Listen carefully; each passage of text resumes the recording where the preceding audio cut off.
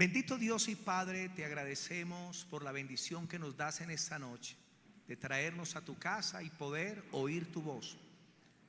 Porque ese es el momento, Señor, más especial, donde recibimos de ti.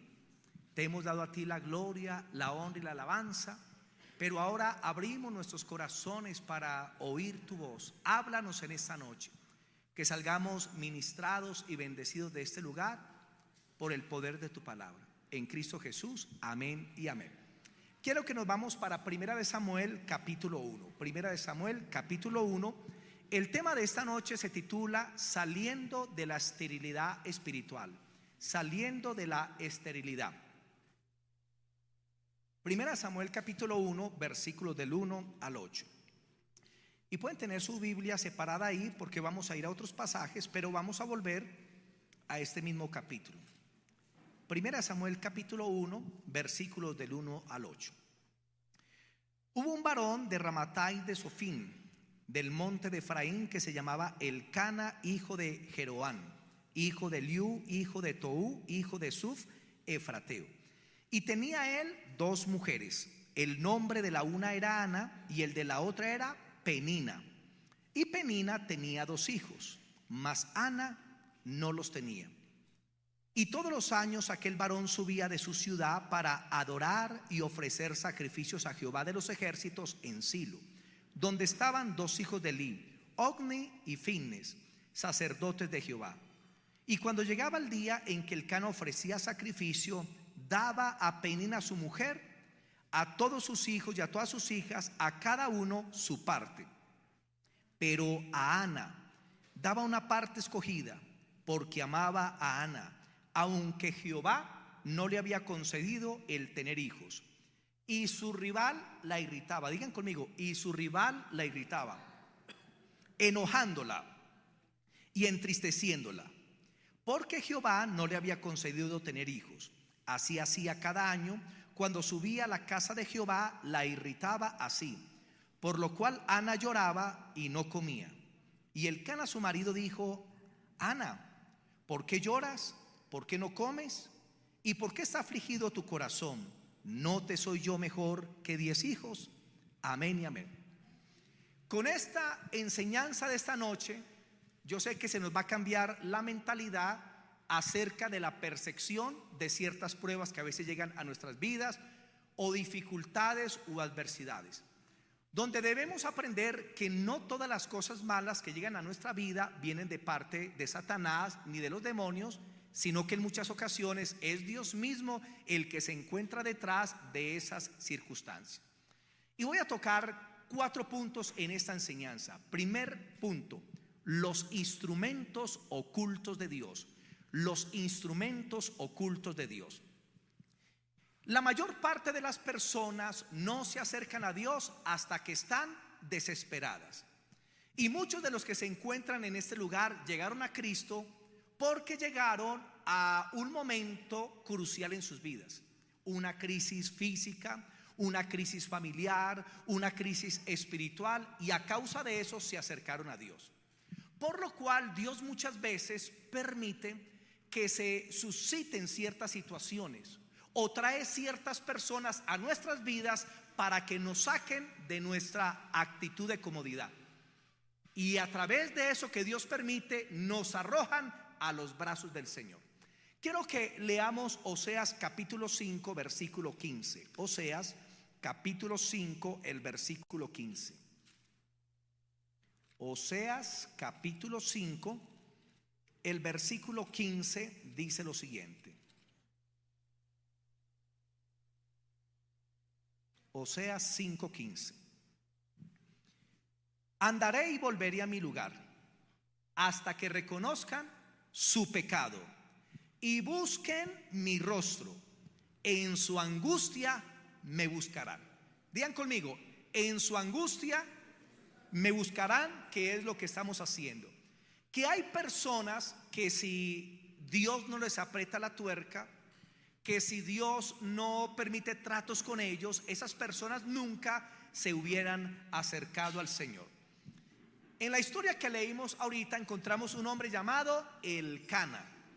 Y Elcana tenía dos mujeres. Una se llamaba Ana, y la otra se llamaba Penina, no Pinina, porque una vez vino alguien y en todo un culto predicó de esto y decía, y Pinina tal cosa, y Pinina, no, Pinina no, es Penina. Digan conmigo, Penina. Entonces tenía dos esposas, una llamada Penina y la otra se llamaba Ana. Y en el momento de ir a ofrecer ofrendas al Señor, dice que el Cana le entregaba su porción a Penina, a sus hijos y a sus hijas, pero a Ana él siempre le daba una porción doble, le daba una porción especial. Pero ahí mismo se dice que el Señor había cerrado la matriz de Ana, por lo tanto no podía tener hijos, y sin duda ella hubiera quedado estéril si ella no hubiera sido incomodada por el instrumento que Dios utilizó, que era Penina. Dios la utilizó para provocar a Ana, para hacerle sentir disgusto, para hacerse sentir menospreciada, para que luego fuera y clamara al Señor. Ana en ese tiempo no entendió que Penina era el instrumento que Dios estaba usando para su bendición, porque así estaba sucediendo. Porque si Penina no estaba provocando a Ana, entonces Ana nunca hubiera clamado al Señor y nunca se hubiera desesperado por querer tener un hijo. Era una mujer estéril, la cual se encontraba en una comodidad, tenía a su marido, tenía finanzas, tenía tal vez criadas en la casa, tenía la parte económica ya resuelta para su vida, pero no tenía hijos, y ella tal vez se sentía cómoda. ¿Cuándo comenzó a sentir incomodidad? Cuando Penina comenzó a humillarla, porque Penina sí tenía hijos y Ana no tenía hijos. Si Penina no la provoca, Ana nunca hubiera clamado al Señor. Esa continua mortificación que hacía Penina con Ana la llevó a magnificar su esterilidad, a ver que su esterilidad era demasiado grave. Y como predicó el pastor el domingo, que en aquellos tiempos las mujeres en Israel tenían valor de acuerdo a ciertas situaciones. Si era una mujer casada con hijos, tenía un valor. Si era una mujer estéril, tenía otro valor. Si era una mujer viuda, tenía otro valor. Y en este caso, las mujeres estériles en Israel en cierta medida eran como menospreciadas. Dios tenía en mente un propósito. ¿Y cuál era el propósito? Hacer nacer al profeta Samuel. Pero el profeta Samuel nunca hubiera nacido a menos que Ana hubiera clamado con vehemencia al Señor. Y ella nunca hubiera clamado al Señor a menos que Penina la hubiera provocado. Por eso estamos hablando de los instrumentos ocultos de Dios. Primera de Samuel, capítulo 1, versículos 6 y 7. Y su rival la irritaba, enojándola y entristeciéndola, porque Jehová no le había concedido el tener hijos. Y así hacía cada año cuando subía a la casa de Jehová. La irritaba así, por lo cual Ana lloraba y no comía. Penina era una de esas mujeres que le gustaba provocar a otras y humillar a las demás personas con lo que tenía, en este caso sus hijos. Cuando llegaban al momento del sacrificio de las ofrendas, él le daba a los hijos de Penina, el Cana le daba la provisión para dar en ofrenda. Pero Ana no tenía hijos y entonces solamente podía ofrecer ella. Pero Penina, ¿qué hacía? La irritaba. No tienes hijos. Si tú tuvieras hijos, podrías darle a tus hijos también porción para que ofrezcan a Dios. Y comenzaba a humillarla, a menospreciarla. Y dice que Ana se llenaba de angustia. Ana se deprimía. Ana comenzaba a llorar y comenzó a sentirse insatisfecha de ese estado en que se encontraba de esterilidad. Así hay personas en este lugar que hasta que el Señor no permita que les llegue una Penina, no van a querer salir de su estado de esterilidad espiritual. Porque a veces nos sentimos cómodos con nuestro estado, con la vida espiritual que estamos teniendo cuando Dios tiene otros propósitos más grandes para nosotros. En el caso de Ana, Dios quería que a través de ella naciera el profeta Samuel. ¿Y qué hizo Dios? Tuvo que incomodar a Ana antes de poder usarla. Muchos aquí dicen: Señor, úsame, pero están cómodos. Señor, úngeme, pero están en una comodidad espiritual. No oran, nunca un ayuno para Dios, no se comprometen con los cultos, no quieren consagrarse al Señor, dejan pecado recurrente en su vida, y Dios desde el cielo dice: ya sé qué voy a hacer. Voy a levantar una penina para irritarle, para hacerle sentir mal, para incomodarle, porque si no lo hago nunca le podré usar. Porque si no lo hago, entonces nunca esta persona saldrá del estado en que se encuentra. Por eso encontramos testimonios de muchos cristianos que no, yo era un cristiano normal hasta que pasé por esta situación, hasta que me sucedió tal cosa, hasta que Dios me probó. Y Dios a veces tiene que usar las peninas. Vamos a leer el versículo 8. ¿Cómo era la tristeza de ella, que aún su esposo trató de consolarla, pero no tuvo éxito? Versículo 8. Y Elcana, su marido, le dijo: Ana, ¿por qué lloras? ¿Por qué no comes? Ni siquiera comía. ¿Y por qué está afligido tu corazón? Se veía triste en todo momento. ¿No te soy yo mejor que 10 hijos? Entonces piensen cómo sería la frustración de Ana al ver a Penina con hijos, y esa humillación continua de su competencia o de su ritual. Entonces, el primer punto: los instrumentos ocultos de Dios. En este caso podemos entender que Penina era el instrumento que Dios tenía para incomodar a Ana, para poder cumplir su propósito en ella. Segundo punto: la mayor necesidad de la iglesia. La mayor necesidad de la iglesia. La iglesia en general ha sido como Ana. Hemos sido bendecidos. Nuestro esposo Elcana, nuestro esposo Jesucristo, ha sido muy bueno con nosotros. Hemos experimentado bendiciones de Dios de mucho tipo. Hemos aprendido acerca de la fe, de las bendiciones de Dios, pero nos encontramos estériles espiritualmente. Estamos bendecidos, pero estériles en la dimensión del espíritu. De vez en cuando predicamos y alguien se convierte, pero nuestra vida en realidad no está llevando el fruto que deberíamos llevar para Dios. Y estamos bendecidos por Dios, como Ana lo estaba por Elcana. Elcana no le faltaba con nada a Ana, pero ella era estéril y ella se encontraba en una comodidad de la cual tenía que ser sacudida. Y asimismo muchos de nosotros, a pesar de la bendición de Dios, nos encontramos cómodos y ciegos ante nuestra condición espiritual, ante nuestra esterilidad espiritual. Porque si examinamos a fondo nuestros corazones y cómo estamos viviendo para Dios y cómo es en realidad nuestra vida cristiana, muchos de nosotros podríamos decir: me siento estéril, que no voy para ninguna parte, año tras año en el Señor, y me encuentro en el mismo lugar, mientras que otros han avanzado y yo me encuentro estancado, no voy para ninguna parte. Y esa es la condición en muchos casos de la iglesia. Así que Dios, ¿qué hace para sacudirnos, para incomodarnos, para irritarnos, para que se puedan producir cambios en nuestra vida? Dios permite y Dios nos envía las peninas. No las queremos, pero a veces son necesarias. Dios las envía. Y esas peninas tienen muchas formas, como sentimientos de insatisfacción. Usted lo puede tener todo, pero se siente insatisfecho, siente vacíos espirituales. O Dios comienza a usar a otro en lo que usted sabe que Dios lo tendría que usar a usted, pero está usando al otro porque usted no está haciendo lo que Dios le está mandando a hacer que haga.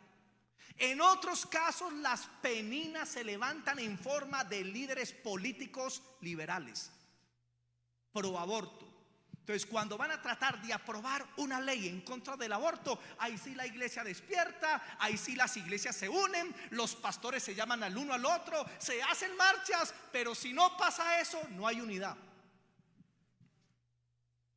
Políticos pro matrimonios homosexuales. Y entonces cuando se van a aprobar leyes que perjudican a los niños, que perjudican a la familia, ahí sí la iglesia se une, cuando la iglesia debería estar unida en todo tiempo. Y a veces los vemos a ellos como los adversarios y vemos como que el diablo está a la cabeza de ellos, y muchas veces son peninas que Dios está levantando para que la iglesia despierte y para que la iglesia se una. Políticos que van en oposición a la iglesia. Y entonces ahí sí las iglesias se preocupan como nunca antes por su libertad religiosa. Y entonces ahí sí se unen. Y cuando pasa eso es porque esos instrumentos son los instrumentos invisibles que Dios está usando para la unidad de la iglesia. Hay muchas cosas que usted le echa la culpa al diablo, pero es Dios el que la está permitiendo. Hay muchas circunstancias que usted piensa que son los demonios, y es Dios que lo está permitiendo para despertarte, para poder hacer lo que quiere hacer en tu vida, para que tú verdaderamente te embaraces con los propósitos de Dios. Porque si Ana no es incomodada, irritada, porque si Ana no es confrontada, ella no despierta y hubiera sido estéril toda la vida. Y eso es lo que está haciendo Dios con muchos de nosotros, y que va a ser también de aquí en adelante. Amén. Dios usa peninas para despertar la iglesia y para despertar a cada creyente, para sacarlos de su esterilidad. Dios nos está provocando para que nosotros verdaderamente podamos querer el quedar embarazados con los propósitos de Dios. Y las peninas son incómodas. Las peninas no nos gustan sus provocaciones, no nos gustan sus humillaciones, pero son necesarias. Por eso usted en la empresa en muchas ocasiones hay compañeros y compañeras que de un momento a otro se ponen en contra suya. Y usted dice, pero ¿por qué si no he hecho nada? Si yo me comportaba con esa persona muy bien. ¿No será que Dios lo está permitiendo? Para llevarte a clamar. Porque lo que le pasó a Ana fue con el propósito de llevarla a clamar a Dios en desespero. Y a veces pasan esas circunstancias, vecinos se ponen en contra, personas del mundo que los creíamos en parte como amigos, de un momento a otro se convierten en enemigos. Y muchas veces esas circunstancias que suceden nos llevan a ir a doblar rodillas, a volver a la presencia de Dios, a clamar con todo corazón de que Dios haga cosas nuevas. Cualquiera que sean las peninas, yo sé que son muy incómodas. Como una madre anhela tener un hijo, lo anhela, así también la iglesia del Señor. Y cada cristiano está anhelante de dar fruto para Dios. ¿Cuántos aquí quieren dar fruto para Dios? Que quieran ser usados por Dios pues en alguna área, que quieran ser bendecidos por Dios en alguna área. Si Dios te va a llevar a dar fruto, Dios muchas veces tendrá que permitir las peninas en nuestra vida. Miren, hermano, a veces las bendiciones materiales no son suficientes. Ana lo tenía todo, un esposo, finanzas, una casa, una familia, fincas, ganado, pues lo tenía todo, estaba bien, estaba cómoda. Y aunque era estéril, estaba bien, hasta que Penina apareció en la escena y tuvo hijos y comenzó a humillarla, a hacerla sentir mal. Y Ana entonces tuvo que ir a refugiarse en el Señor. Y muchas veces nosotros tenemos que decir que aunque estamos bendecidos, a veces no soportamos la esterilidad ni el vacío espiritual. Y aquí en la iglesia yo me gozo de que hay hermanitos que en las últimas predicas que han dado los pastores se me han acercado y me han dicho: pastor, yo siento que estoy vacío, yo siento que estoy mal, yo sé que algo tiene que suceder para salir del estado en que me encuentro. Y yo creo que es porque Dios los está incomodando. Dios nos tiene que incomodar antes de podernos usar. y decirle: Señor, no quiero más esta esterilidad. No quiero, Señor, más estos vacíos en mi alma. No quiero más esta insatisfacción. Yo quiero estar pleno, lleno en ti. Señor, quiero que se engendren en mí tus propósitos. Úsame, Señor, para beneficio del reino de Dios. Primera de Samuel, capítulo 1, versículos 10 y 11. Tercer punto: la importancia de la desesperación. La importancia de la desesperación. Cuando Ana llegó al punto de la desesperación, fue que Dios la escuchó.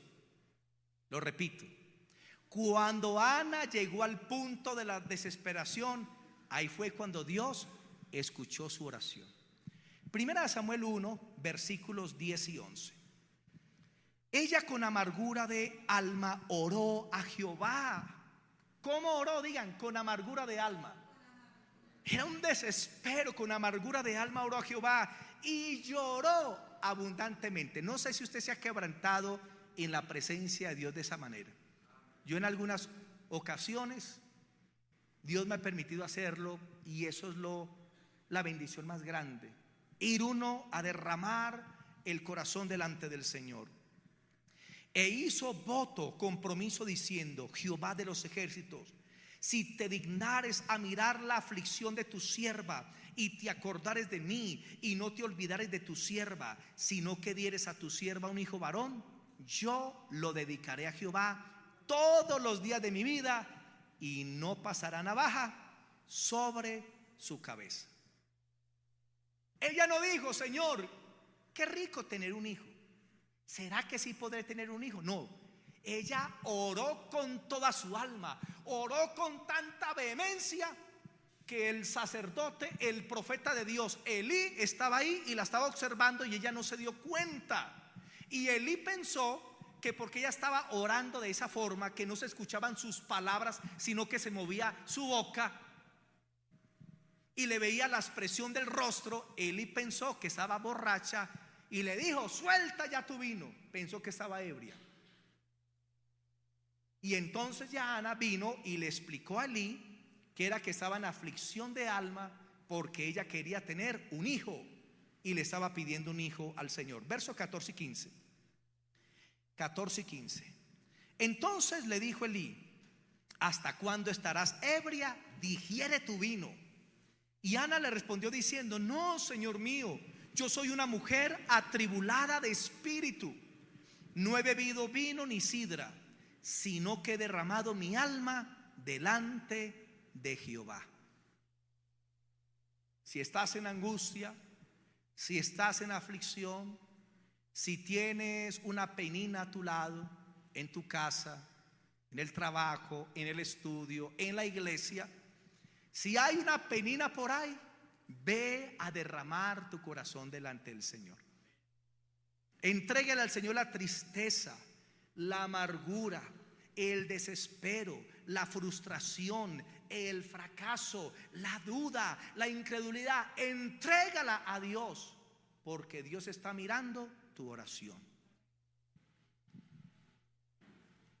Fue en este pináculo de la desesperación de esta mujer clamando delante de Dios, que Elí la vio, pensó que estaba ebria. Ella le cuenta, pero Dios hizo que la boca de Elí se abriera en bendición para ella. Y entonces Dios habló a través de Elí y le dio una promesa a esta mujer. Versículo 17, 16, 17. No tengas a tu sierva por una mujer impía, porque por la magnitud de mis congojas y de la aflicción he hablado hasta ahora. Elí le respondió y dijo: ve en paz, y el Dios de Israel te otorgue la petición que has hecho. ¿Qué les parece eso? Elí habló de parte de Dios. Le dio la bendición de Dios que ella necesitaba. O sea, Dios respondió a través de Elí. Lo tenía en el lugar correcto, en el momento indicado. La mujer va y clama y llega la bendición de Dios a Ana. Asimismo, cuando tú clamas a Dios, Dios tiene un Elí para ti. en un momento indicado, la persona que tú menos piensas, y a través de esa persona podrá venir la bendición que tú necesitas en alguna área, el consejo acertado, la dirección que tú necesitas en tu vida. Hermano, Dios lo hace, pero necesitamos derramar nuestro corazón ante el Señor. Algo que podemos ver de Ana en la oración que hizo, ella nos dijo: Señor, por favor, dame un hijo varón para mí, yo lo quiero para mí, yo lo quiero criar. Yo le quiero dar la escuela, el colegio, la universidad, y que ese hijo al final de la vida me sostenga. No, ella no dijo eso. Ella en su oración estaba tan desesperada por dar fruto para Dios que ella no pidió un hijo para ella. Ella pidió un hijo varón, ¿para qué? Para dedicarlo y consagrarlo al Señor. Versículo 11. E hizo voto diciendo: Jehová de los ejércitos, si te dignares a mirar la aflicción de tu sierva y te acordares de mí, y no te olvidares de tu sierva, sino que dieres a tu sierva un hijo varón, yo lo dedicaré a Jehová todos los días de su vida, y no pasará navaja sobre su cabeza. Qué mujer tan noble. Ana ella no pidió un hijo que ella pudiera retener para ella. Ella pidió un hijo para entregarlo al Señor. Ella quería ser simplemente un canal de la bendición de Dios. Y yo creo que eso es un ejemplo para nosotros los cristianos y los líderes y los pastores, que ella no pidió algo para ella. Señor, quiero una iglesia grande para que vean que yo soy el mejor pastor de la ciudad. Señor, dame el don de la sanidad para que cuando se sane alguien me tomen fotos. ¿Cierto que no? Ana estaba pidiendo algo para el engrandecimiento del reino de Dios, no pidió para ella. Pero muchas veces nosotros pedimos el yo me mí, y dame tal cosa, y dame tal don, y dame tal talento, pero lo estamos pidiendo para nosotros, para exaltarnos nosotros, para mostrarnos nosotros, para proclamarle al mundo todo lo que hacemos, y no lo estamos haciendo para Dios. Y lo que no es para la gloria de Dios no sirve.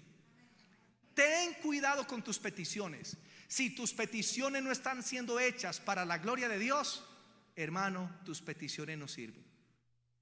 Ana simplemente dijo: Señor, quiero ser un canal por el cual nazca un hijo para ti. Mire, un canal por el cual nazca un hijo para ti. Y así deberíamos ser los cristianos. Señor, quiero ser simplemente un canal de tu bendición para que tu reino se ensanche, para que tu obra salga adelante, para que tu obra sea prosperada. Úsame como un canal de bendición para tu reino. Y cuando tú haces ese tipo de peticiones, a Dios le agrada. Dios es bendecido cuando no estamos pidiendo para nosotros, sino que estamos pidiendo para el bien de los demás.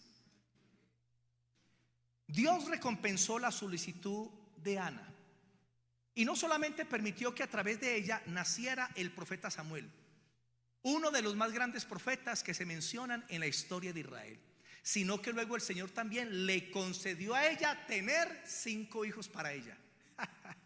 Tremendo. Le dio 5 veces a ella la bendición que ella le dio al Señor. Cuando tú pides para el Señor y el Señor te da a ti para el reino de Dios, luego el Señor te va a multiplicar eso a ti por 5. En el área que sea, tú serás el mayor bendecido. Cuando tú te ocupas de la gloria de Dios, Dios se ocupará de tu vida. Cuando tú te ocupas de la necesidad de Dios, la adoración, la comunión con Él, y amarlo, y amar la obra y servir a la obra, luego el Señor se preocupará por ti. Y será el Señor libre de bendecirte de formas inesperadas que tú ni siquiera te has imaginado en tu mente. La clave de la bendición de Dios es hacer las cosas para Dios, con la actitud correcta, la motivación correcta. Y eso que hago para la obra de Dios, luego a mí en el tiempo de Dios se me devolverá una bendición. Porque a Ana le llegó el hijo, ella tuvo el hijo, se demoró un tiempito, pero llegó el hijo al otro año. Lo mismo, cuando Dios te usa para algo, para su obra, tranquilo que el Señor luego te va a recompensar, no solo en el cielo, sino también aquí en la tierra. Te recompensará con salud, con bienestar en tu alma, con paz en tu corazón. Dios podrá hacer tal vez cosas en tu familia, en tu empresa, en el área económica, en tu ministerio, en los dones que Dios te ha dado, en un incremento de la unción. Dios podrá hacer grandes cosas, pero siempre todo lo debes enfocar hacia la gloria de Dios, para que la bendición de Dios venga a tu vida. Primera de Samuel 2:21. Primera de Samuel 2:21. Después subió el varón Elcana con toda su familia para ofrecer, es el 21, disculpen, 1:21. Bueno, es la parte en donde dice de que ella tuvo 5 hijos más. Es 2:21, qué pena, estaba mirando el 1:21. Muchas gracias, pastor. 2:21, sí. Y visitó Jehová a Ana. ¿Usted quiere que Dios te visite? Mire, Dios le dio lo que lo concedió y ella lo usó para la gloria de Dios. Lo entregó al Señor. ¿Y qué hizo el Señor luego? La visitó. Claves del Señor, la visitó. Y ella concibió. Mire, la que era estéril ahorita era fértil. Y ella concibió y dio a luz 3 hijos y 2 hijas. Y el joven Samuel crecía delante de Jehová. Samuel en la presencia de Dios, y esta mamá disfrutando de sus 5 hijos, y los 5 hijos disfrutando a su madre. Oiga, qué belleza estas historias de lo que Dios hace cuando una persona se deja tratar por Dios, cuando una persona es sensible y es humilde en medio de los tratos, que no se queja, que clama al Señor, que permite que Dios obre, que le da la gloria a Dios en todas las circunstancias. Ese tipo de personas el Señor podrá obrar con mucho poder. Cuando oramos primero por el reino o por el engrandecimiento del reino de Dios, entonces Dios también será libre para bendecirnos a nosotros. Mateo 6:33 dice: buscad primeramente el reino de Dios y su justicia, y el resto será añadido. Hermano, ¿por qué se nos olvida esto?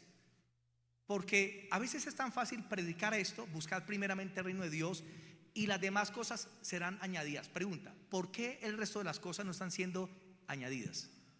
Porque no se está buscando el reino de Dios. Esa es la razón. Entonces, si alguien dice: a mí me falta esto, me falta lo otro, me falta lo otro, pregunta: ¿estás buscando el reino de Dios y su justicia? ¿Y qué es buscar el reino de Dios? Es entrar en comunión con el rey de ese reino. Se llama Jesucristo. Y su justicia tiene que ver con las leyes del reino. Viva las leyes del evangelio. Y Dios dice que entonces toda cosa te será añadida. Y toda cosa es toda cosa. Preocúpate de Dios, de la comunión con Él, de servir con amor, de amar a la iglesia, de buscar la unidad, de buscar la gloria del Señor. Y el Señor entonces se va a encargar de las cosas tuyas, de todas las cosas tuyas. No sé qué anhelos hay en tu corazón, hermano. Busca primeramente el reino de Dios y su justicia, y todo te será añadido. Vamos a ver algunas peninas que aparecen en la Biblia. En Mateo 28, 18, 19, no lo leamos. Dios le dice a la iglesia: vayan por todo el mundo y prediquen el evangelio a toda criatura, bautizándoles en el nombre del Padre, del Hijo y del Espíritu Santo. Jesús le da la orden a los apóstoles que vayan a predicar el evangelio por todo el mundo. Entonces, llega el Espíritu Santo, y ¿qué es lo que sucede? Los apóstoles se quedaron en Jerusalén y formaron su propio reino. Ellos eran la autoridad en medio de esa iglesia creciente, donde se cree que la mitad de Jerusalén se convirtió a Cristo. Si eran 200,000 personas, 100,000 personas se convirtieron a Cristo en Jerusalén. ¡Qué avivamiento! Y entonces los apóstoles estaban cómodos porque había poder, había milagros, había provisión, porque la gente era muy generosa y nadie tenía necesidad de nada. Pero ¿cuál fue la orden del Señor? Vayan por todo el mundo. El Señor quería que ellos engendraran en su vientre esa visión misionera de llevar el evangelio a todo el mundo, y ellos se quedaron en Jerusalén muy cómodos. Y entonces Dios tuvo que sacarlos de su comodidad. ¿Y a quién levantó el Señor? a Saulo de Tarso, para que comenzara la persecución de la iglesia. Y tal vez los cristianos lo veían como el hijo del diablo, el anticristo de aquel tiempo, pero resulta que Dios lo iba a usar para incomodar la iglesia de Jerusalén, para que salieran a cumplir con el propósito de Dios. Vamos a leer Hechos 9, versículo 1 y 2. Hechos 9, versículos 1 y 2. Hechos 9, 1 y 2. Saulo, respirando aún amenazas de muerte contra los discípulos del Señor, vino al sumo sacerdote y le pidió cartas para las sinagogas de Damasco, a fin de que si hallase algunos hombres o mujeres de este camino, los trajese presos a Jerusalén. ¿Qué estaba haciendo Pablo? Pablo fue el director de la muerte de parte del Sanedrín judío del primer mártir llamado Esteban. Posiblemente él fue uno de los que tiró la primera piedra, posiblemente. La Biblia dice que inclusive las ropas de Esteban la pusieron a los pies de Saulo de Tarso. Y no contento con Esteban, comenzó a perseguir a los cristianos y pidió cartas para perseguirlos no solamente en Jerusalén, sino a ver si había cristianos en otros lugares para ir a apresarlos y traerlos para torturarlos a Jerusalén. Hechos capítulo 8, versículo del 1 al 6. Y Saulo consentía en su muerte, en la de Esteban. En aquel día hubo una gran persecución contra la iglesia que estaba en Jerusalén, y todos fueron esparcidos por todas las tierras de Judea y de Samaria, salvo los apóstoles. Y hombres piadosos llevaron a enterrar a Esteban e hicieron gran llanto sobre él. Y Saulo asolaba a la iglesia. Oiga, qué azote este personaje. Y entrando casa por casa, arrastraba a hombres y a mujeres y los entregaba en la cárcel. Pero los que fueron esparcidos, mire, los que se volaron, iban por todas partes anunciando el evangelio. Entonces Felipe descendió a la ciudad de Samaria y les predicaba a Cristo, y la gente unánime escuchaba atentamente las cosas que decía Felipe, oyendo y viendo las señales que hacía. Entonces viene Saulo, comienza a perseguir la iglesia, y tal vez la iglesia orando en contra de Saulo, pero resulta que Dios lo mandó para que la iglesia de Jerusalén saliera de su comodidad, para que dejaran de nutrirse en ellos mismos de la palabra, entre ellos mismos, cuando el mundo se estaba perdiendo y Dios está más preocupado por las almas perdidas que por los que ya son salvos. Porque muchas veces nos apacentamos a nosotros, pero ¿qué pasa con los que están afuera?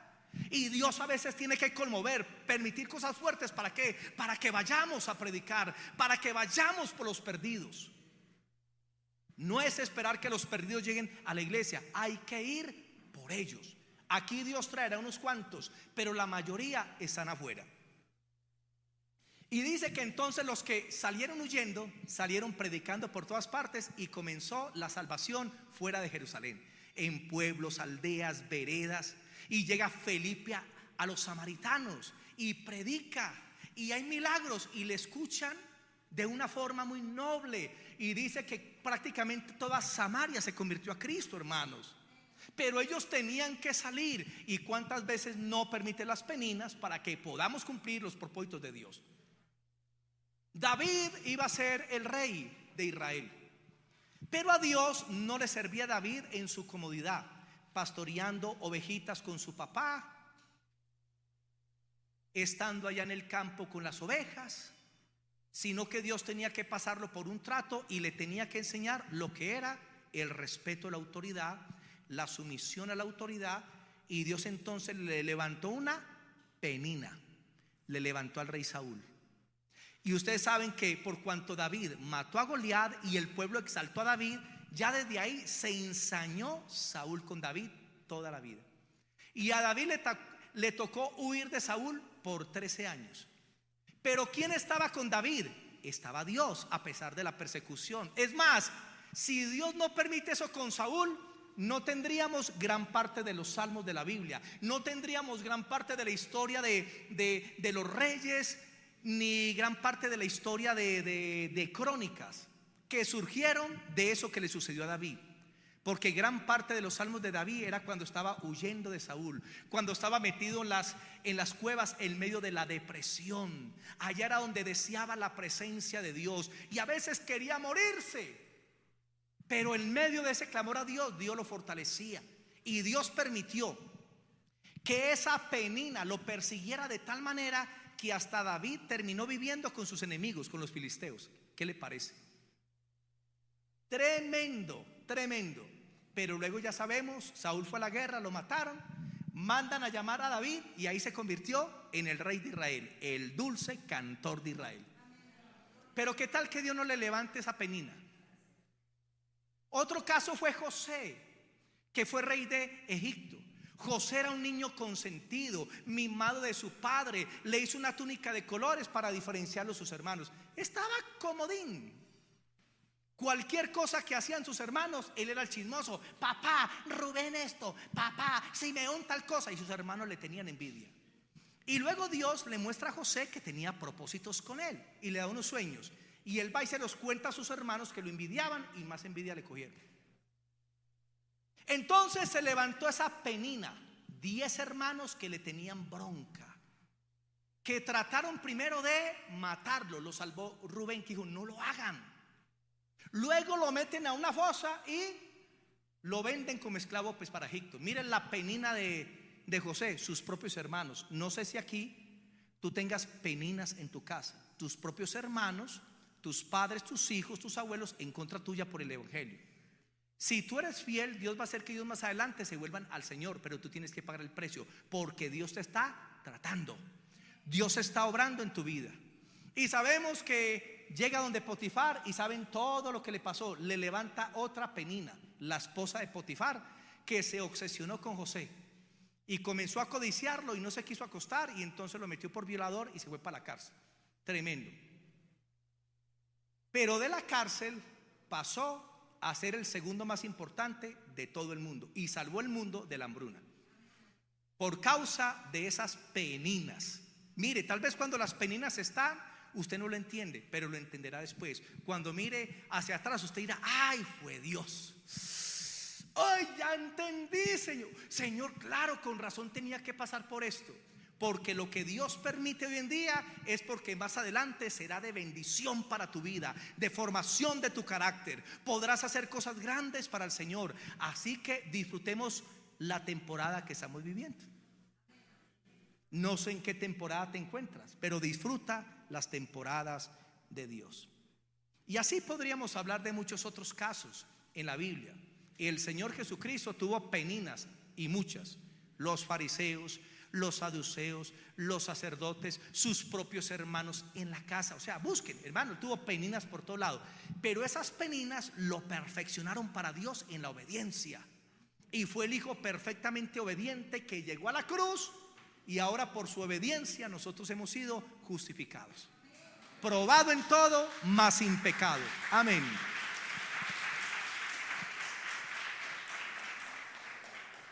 Punto 4. La insatisfacción divina. La insatisfacción divina. Dios le está dando a la iglesia hoy en día, en todo el mundo, el don de la insatisfacción divina.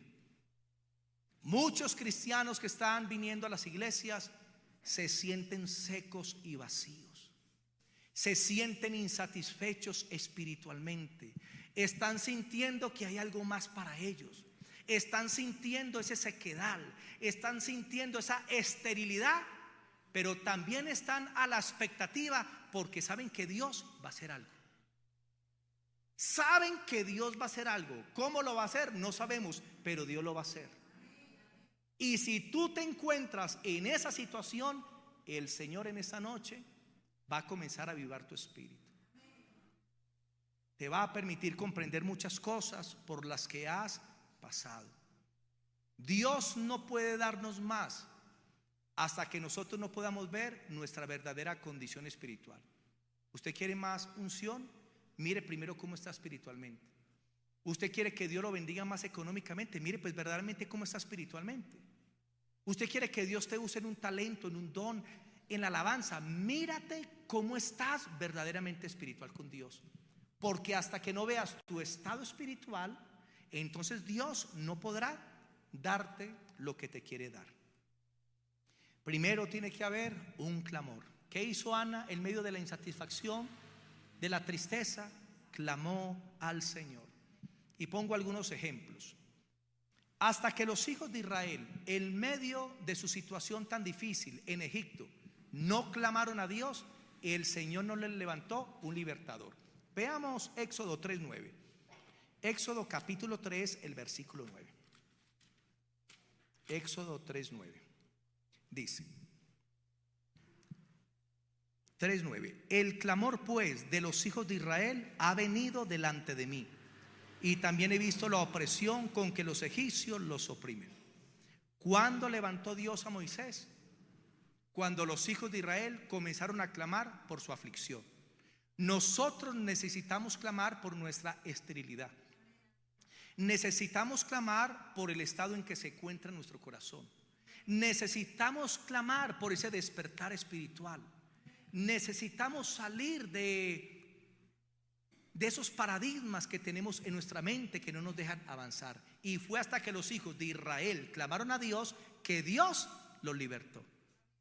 Dios le levantó a Israel muchas peninas, como los madianitas, que por causa del pecado de Israel se levantó esa penina y vino y asolaba a Israel en cuanto a los alimentos y en otras áreas. Y fue solamente cuando Israel reconoció su estado espiritual y clamó a Dios que Dios le levantó a Gedeón. Jueces capítulo 6, 7. Jueces capítulo 6, 7 y versículo 11. Jueces capítulo 6, 7 y versículo 11. 6, 7. Cuando los hijos de Israel clamaron a Jehová a causa de los madianitas, Jehová envió a los hijos de Israel un varón profeta, el cual les dijo: así ha dicho Jehová Dios de Israel: yo hice salir de Egipto y os saqué de la casa de servidumbre. Y Dios les envió un profeta. Versículo 11: y vino el ángel de Jehová y se sentó debajo de una encina que está en Ofra, la cual era de Joás Abieserita. Y su hijo Gedeón estaba sacudiendo el trigo en el lagar para esconderlo de los madianitas. Mire, no fue sino hasta que el pueblo clamó que Dios le levantó a Gedeón. Dios no te va a levantar un libertador. Dios no va a usar a otras personas que podría usar a favor tuyo, a menos que tú primero estés clamando al Señor, que estés intercediendo, que estés con lloro, con angustia, con dolor, pidiendo que tu situación espiritual cambie, sabiendo que lo que Dios quiere hacer contigo son cosas grandes y tremendas. Entre más nos sometamos a Dios y seamos humildes y tengamos comunión con Él, nos estamos evitando de muchas peninas. Pero si Dios sabe y ve que no nos vamos a mover por cuenta propia, individualmente y colectivamente, para clamar y buscar la gloria de Dios y permitir que Él engendre en nosotros ese Samuel, como lo hizo con Ana, entonces el Señor tendrá que levantar peninas. Gálatas 5:1. Ya voy a terminar. Gálatas 5:1. Mire, hermanos, parte del pueblo de Dios se ha acostumbrado a vivir en atadura, en adicciones.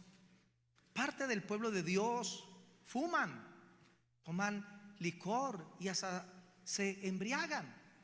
Y ya eso se les convirtió en su vida normal. Pueden fornicar como si nada, porque ya se les convirtió en algo normal.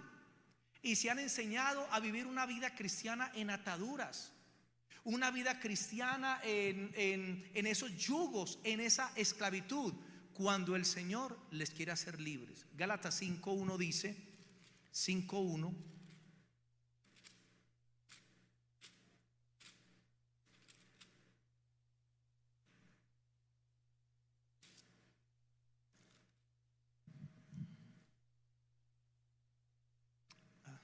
no encontraba el 5 porque estaba en Filipenses. Ya iba a decir, mi Biblia nos trae Gálatas capítulo 5.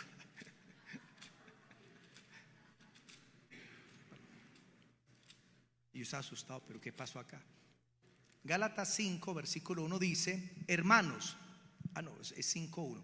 Estad pues firmes con la libertad con que Cristo nos hizo libres, y no estéis otra vez sujetos al yugo de esclavitud. Y aunque ahí se refiere a la ley de Moisés, sabemos que la ley produce pecado, pero la gracia produce libertad. Pero ¿cuál es el mensaje ahí? Cristo te quiere libre.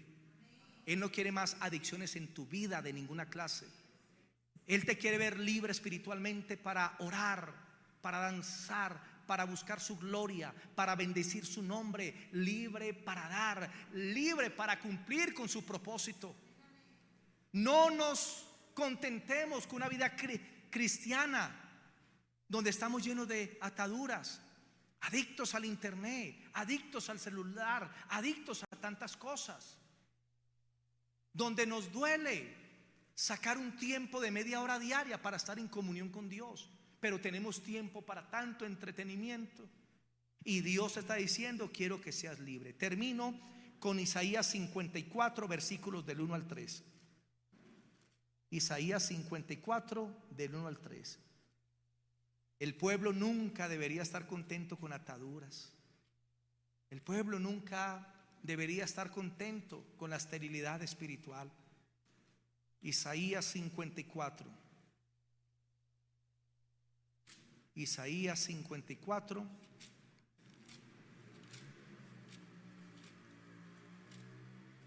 versículos del 1 al 3. Regocíjate, oh estéril. ¿Cómo estaba Ana? Estéril. Y aquí dice el Señor: regocíjate. La que no daba luz levanta canción y da voces de júbilo, la que nunca estuvo de parto. Porque más son los hijos de la desamparada que los de la casada, ha dicho Jehová. Ana tuvo más hijos que Penina. Ensancha el sitio de tu tienda, y las cortinas de tus habitaciones sean extendidas. No seas escasa, alarga tus cuerdas y refuerza tus estacas. Porque a causa de los hijos, de los propósitos de Dios que se engendran en nosotros, la casa tiene que ser ampliada. Porque cada propósito de Dios que comienza a realizarse nos va llevando a una nueva dimensión. Porque te extenderás a la mano derecha y a la mano izquierda, y tu descendencia heredará naciones y habitará ciudad asoladas. Si te encuentras estéril, el Señor hoy te quiere dar vida. Si te encuentras vacío, el Señor en esta noche te quiere llenar, te quiere bendecir. Vamos a estar sobre nuestros pies, y quiero que por un momento las personas que sientan en su corazón que esta palabra fue para ellos, solo los que lo sintieron en su corazón, lo experimentaron y saben que necesitan que Dios los avive, que Dios los levante espiritualmente, que Dios reavive en sus corazones, que quieran salir de ese estado en el que se encuentra. Yo quiero que pasen acá, que pasen acá, porque vamos a estar orando por ustedes. Yo quiero que pases acá, y me gustaría si Juan nos pudiera pues colaborar pues con el pianito, o Gustavo, pues por favor, gracias. Bien, pues pasen acá, que queremos orar por ustedes. Queremos en esta noche que la gracia de Dios sea sobre sus vidas, que el Señor les dé esa fortaleza que necesitan, que salgan de ese estado espiritual para que puedan verdaderamente ser de Dios y cumplir con el propósito que Dios tiene para sus vidas. Si hay alguien más, pase sin temor, que aquí no te vamos a condenar, no, porque todos hemos pasado por momentos de aflicción, tal vez de vacíos, de desánimos. Tal vez hay momentos donde nos hemos estancado, pero en esta noche el Señor quiere revitalizar tu vida, darte fuerza espiritual, el poder de la gloria del Señor. Cierra tus ojos. Bendito Dios y Padre, queremos darte gracias en esta noche. Tú nos has hablado a través de esta sencilla palabra, Señor. Has confrontado nuestros corazones y nos has redarguido, Espíritu Santo, porque tú eres el que nos convence de pecado, de justicia y de juicio. Señor, te pido por este pueblo que necesita hoy gracia abundante de tu presencia, que necesita que tu Espíritu Santo los cubra en esta noche, que necesitan, Señor, que tu Espíritu Santo haga algo en su interior. Yo quiero que en esta noche comiences a clamar al Señor. Aclama ahí al Señor y pide por ti mismo, pide por tu vida, pide por tu alma al Señor, pide por tu corazón y di: Señor, hoy quiero que transformes mi alma y mi corazón, porque quiero ser tuyo, servirte y amarte, Señor. Quiero verdaderamente ser una persona libre que cumpla tu propósito en esta tierra. Oh Señor, yo sé que me has llamado, porque desde la eternidad tienes planes conmigo, pero reconozco que he estado dormido, que he estado tranquilo, que he estado apaciguado y no he buscado tu gloria, no he buscado tu presencia, Señor. Y tal vez tú me has mostrado tus propósitos, pero me he hecho el sordo, Señor, y no he querido hacer tu voluntad. Dile: Señor, en esta noche me presento delante de ti para pedirte, Señor, que me transformes, que me cambies, Señor.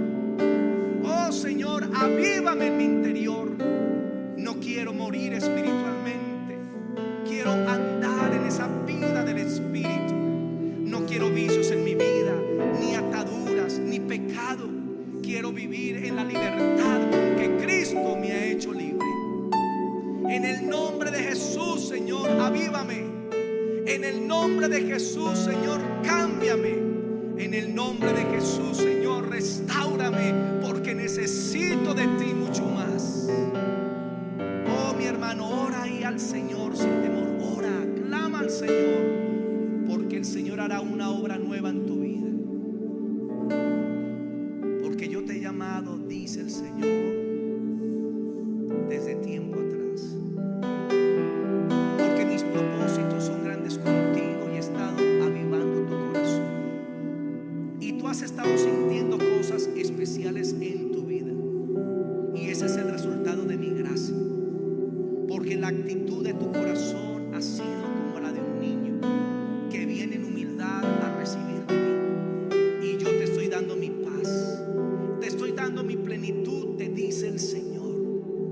Recibe de la gloria de Dios, recibe de la bendición de Dios, porque veo que el espíritu de aflicción sale, porque veo que hay una protección sobre ti.